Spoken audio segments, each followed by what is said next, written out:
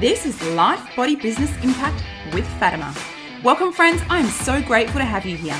I'm your host, Fatima Ingles, fitness expert, best-selling author, lifestyle entrepreneur, founder of the Life Body Business Fit Systems and co-founder of the amazing Freedom Retreats. My mission is to positively impact 10 million lives, to inspire you to wake up and live from your bucket list of dreams instead of waking up one day with a bucket list of regrets.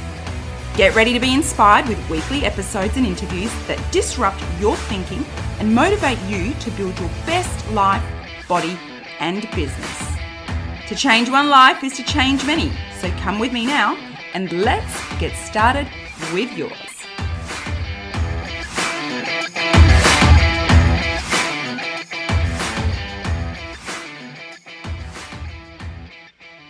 Welcome friends, today I'm chatting with Rochelle Finch Lagoa, who is a trusted expert in the health and fitness industry here in Australia. She has a career that spans over 15 years of successfully running a fitness equipment business that services business to business in Australia. She's featured in leading women's beauty and lifestyle magazines, worked as a personal trainer for many years all around Australia. She's also an avid voice in the community for men's health in particular.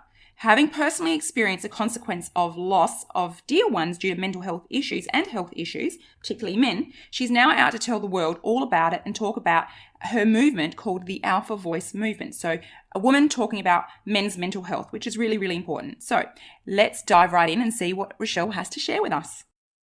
I'm here with Rochelle Finch Lagoa today, who is a successful businesswoman from Melbourne, Australia. And I will let her tell you a little bit about herself and a little bit about her mission around men's health.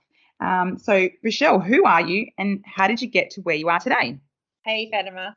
It's been an amazing ride over the 40 years of my life. So I'm here in Melbourne. I'll say sunny Melbourne today.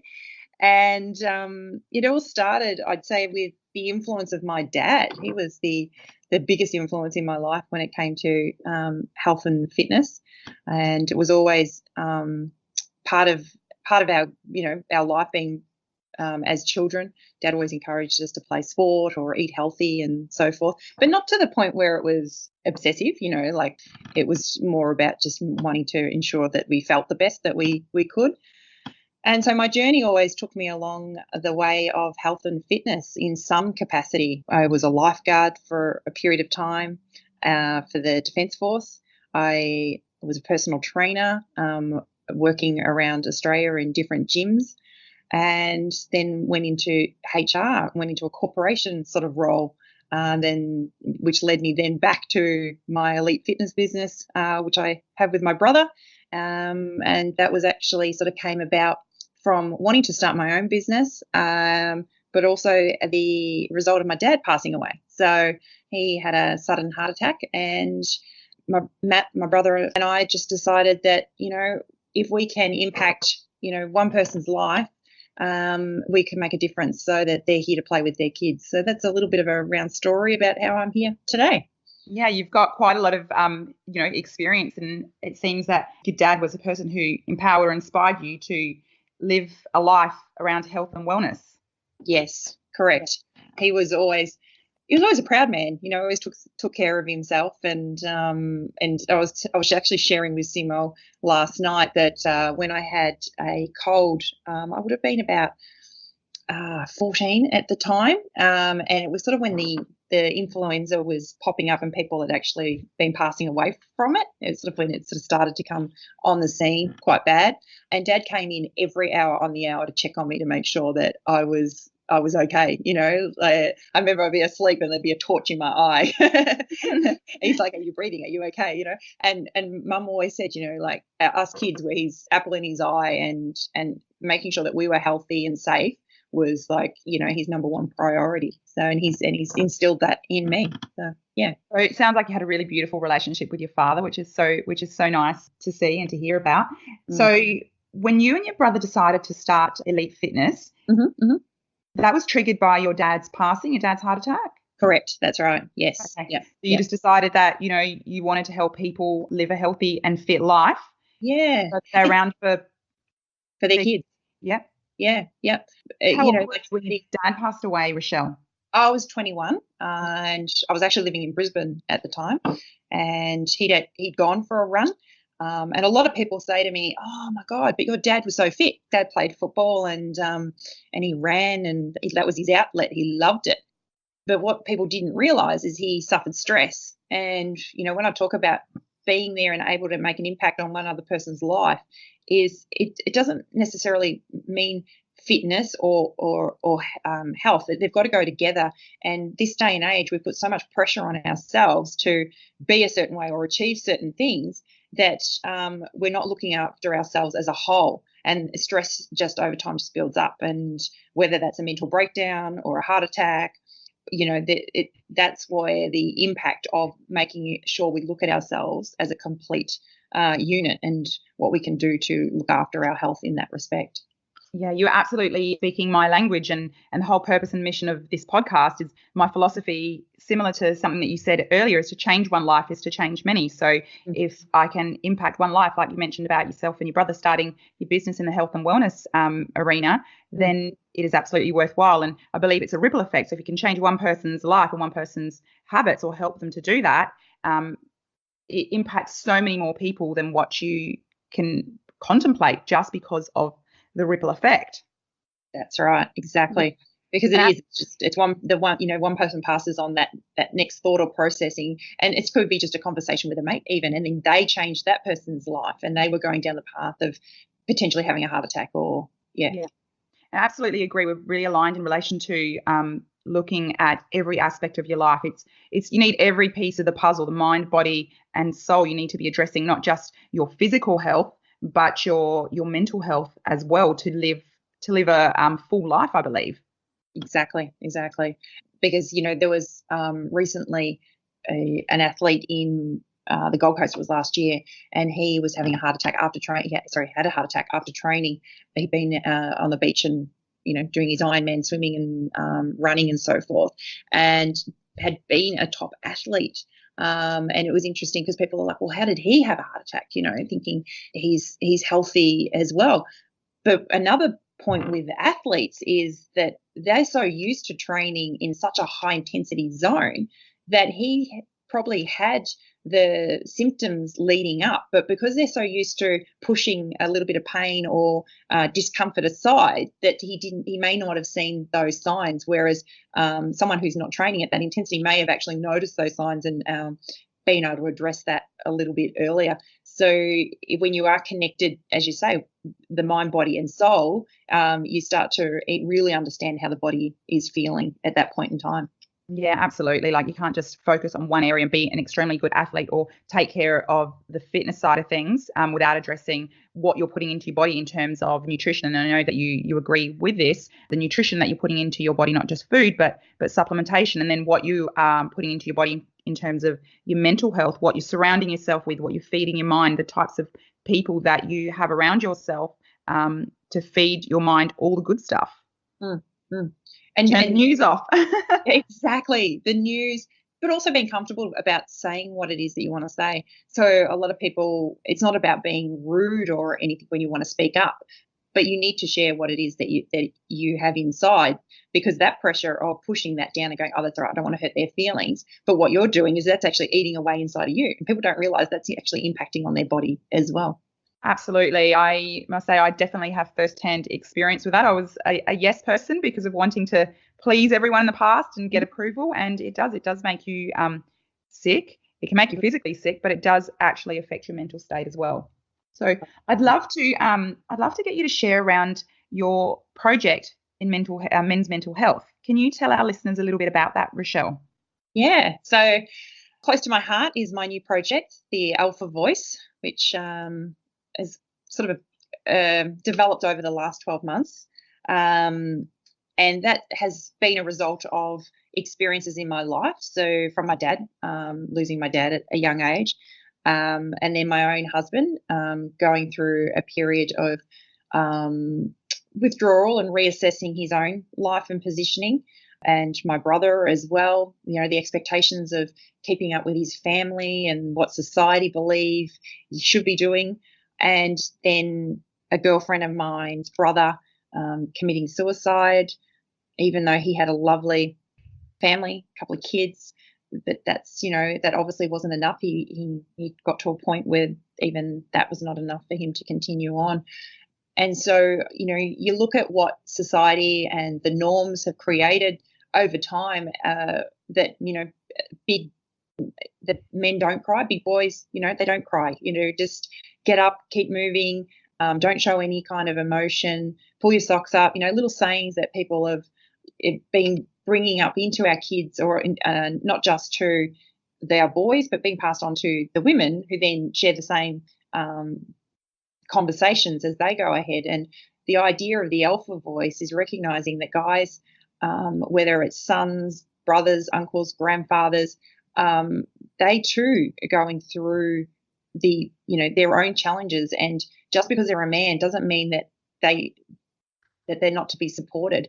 And and I look back at my dad, and I said, I knew he was stressed, but he was my dad. I was like, dads are fine, but no one had my dad's back. And on reflection, that was what was missing, because it's dad. Dad doesn't need any support. Dad looks after everyone else, But no, your dad needs support just as much as your girlfriend next door or your mother, and allowing them the space to be, and whatever that is for them, to be comfortable to share or speak up. Sometimes it's not necessarily about the male speaking to the wife or the sister in the family, but as long as they're comfortable having a conversation with their mate. And even, it can be frowned upon to have mate time where you're talking about that sort of stuff. Guys don't share emotions. But at the end of the day, it's all about our health and well-being. And you need to be able to do that. You need to be able to speak up and share and do things that light you up. And yeah. I absolutely love what you are doing, Rochelle. And, as women, we do talk to our girlfriends, and that's not something that men generally do. We go and have an event, we tell them what's going on. And as I understand, suicide rates are higher for men in our society than they are for women. And I think a contributing factor is what you're talking about, the fact that men don't talk about it, that they feel that they have to keep this facade up, and that they've got it all together, to the outside world and even to their inside world at home. So I love what you're doing. Love that you're raising awareness around it. Obviously, having 3 sons myself, that's really, really important to me, making sure that their mental health is great. And having lost my husband to suicide, I know firsthand, the impact of, in a more extreme way, the impact of mental health issues with men can have. So where can people find more about the project that you're working on, Rochelle, about the Alpha Men Project? Yeah, so the Alpha Voice, we are working currently on a 3-day camp for next year. More details to come on that. Mm-hmm. But currently we can be found on Instagram at the Alpha Voice. And you can also follow me personally under my own name, Rochelle Finch Lagoa, on Facebook, where I share videos and tips through there, and also on my YouTube channel as well. Okay, I'll make sure that I pop all of those links down in the show notes anyway. But I'd like to ask you, in relation to the women in these men's lives, what would you say to them? What is your advice in terms of supporting the men? I know you've spoken to a lot of men and interviewed men around their mental health. What is the main thing that women can do to support their men and encourage them? I know that you mentioned, it's not always that they need to be able to speak to their partner or their wife, that they need to speak to someone else. So what is your recommendation? What is your message around that? Great question. It's about being present and aware. So I think whether we're male or female, we're too busy with what's happening tomorrow and not actually what's happening right now. So taking notice of the men in your life, as I said, from your son to your brother to your uncle, to your grandfather, and just notice anything that may be out of character for them. And it's not about going up and then saying, oh, do you want to talk about it? Because you will get the, no, I'm fine kind of, conversation back. But if you notice that if they would normally go and hang out with their mates at the football club on a Thursday and they've stopped doing that, or they used to like watching a certain TV series and now they don't, or if their attitude started picking at things and just sort of being a little bit negative towards things, they're little things to keep an eye out for. And then what you can do is just keep an eye on those things and see if they're developing or changing. You can have general conversations without directly asking them if they're okay. And you can also then, if you can also take notice and maybe encourage their mates to take them out and hang out for some time. So there's a few little ways, but it's about being present and aware. And then from there, you'll be able to recognise if they need any help or if it's just they just need some time out. Sometimes people just need this time of the year coming up to Christmas.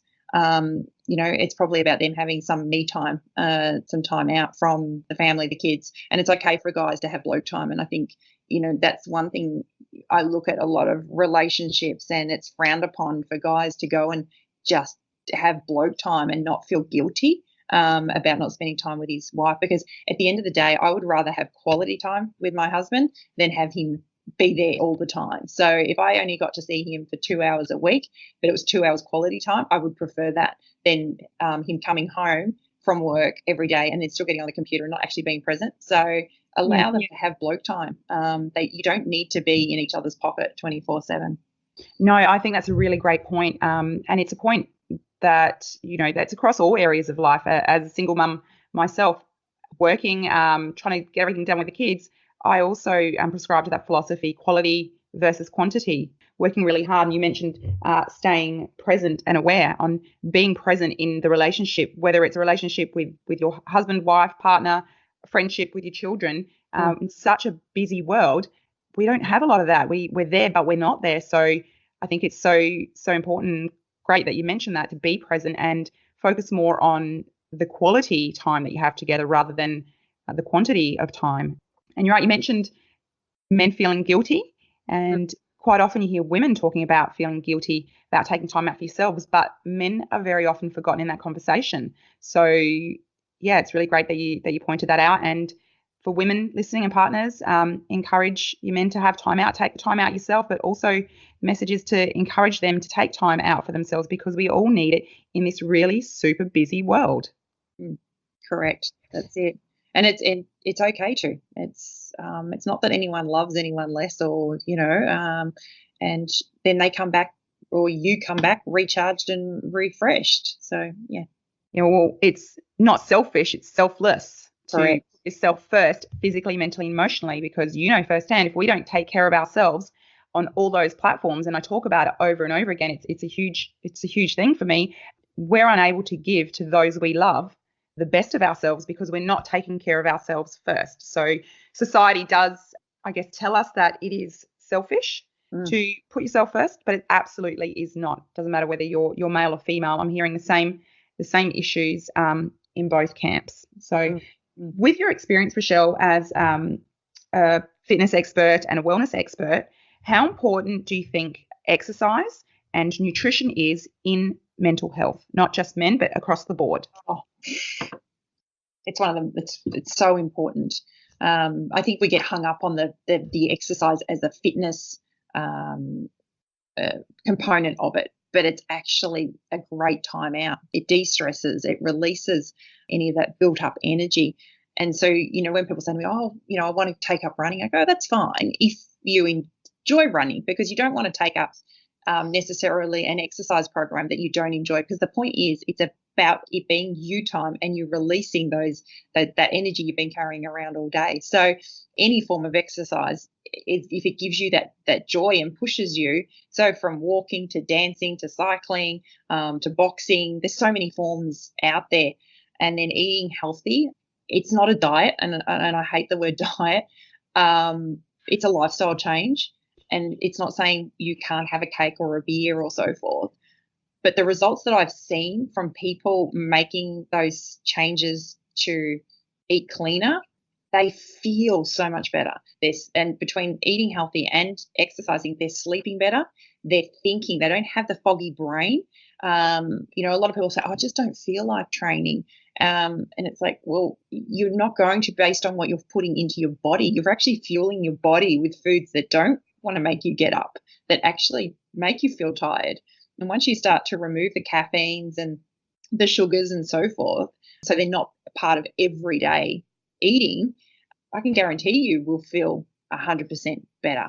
even from the, debloating to less inflammation in the joints. A lot of people say, oh, I'm so bloated or I'm so achy, and there's been research showing that people just even cutting out coffee has removed the aches in their joints. So you need to be doing both. But remember, it's not about being on a strict diet or slaving away at the gym. It's about you being able to play with your kids and be able to walk up the stairs at work. And it's so nothing becomes such a hard chore, because isn't that what life's about? Life's about to be enjoyed. Yeah, absolutely. It absolutely is, and it is about your lifestyle, like what you're saying. It's incorporating it into your lifestyle. Finding something you love. You mentioned so many different things that people can do, and I think people often think, oh, to start exercising, I have to go to a gym. You don't have to go to a gym if it's not something you enjoy. You're not going to sustain it as a lifestyle choice. And I think the other thing is people may start out doing a specific activity or exercise, maybe even going to the gym to make their changes and enjoy it for a period of time. And then things change in life and they get to a point where they no longer enjoy that activity anymore. So that's okay. Recognize that and just try something different.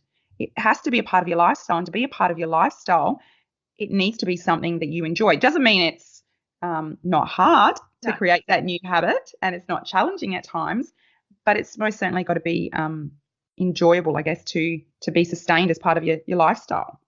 Correct. And like functional training at the moment is, quite a buzz, but there's a lot of reasons why it is exciting to do functional training, because, as you get older and your bodies change, pounding the pavements on the roads is probably not the best thing for your joints, but getting in and doing some sled push or some sprints or some pull-ups and some skipping and, using a variety of different pieces of equipment, it gives your mind a break, and it gives you variety and interest, and you get to challenge yourself at the same time. Yeah, absolutely. And I think around food, people get scared because they think that they have to stop having everything that they love. And my experience as a trainer has been that once we change a few things, once we start exercising and we take out this food or that food or reduce it, something that you're having every day, you have it every second or every third day, you start actually not wanting to have that particular food that isn't doing you any good, because you're feeling better about yourself and the food doesn't taste so great anymore. Exactly. But the clarity that comes with it, that once people realize, once they start removing some of the things out of their diet, how well their brain is thinking, how well they're processing stuff, that's one big one that people sort of go, wow, I actually can concentrate. I'm not getting that foggy brain.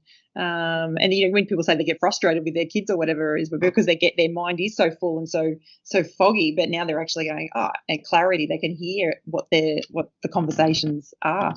And then recently I've been working with a lady who made some changes to her eating, and she had a skin irritation on her body, and they had said, like, doctors and that wanted to put her on different medications and all that, and she was just like, I'm over this, taking different stuff, it's not working.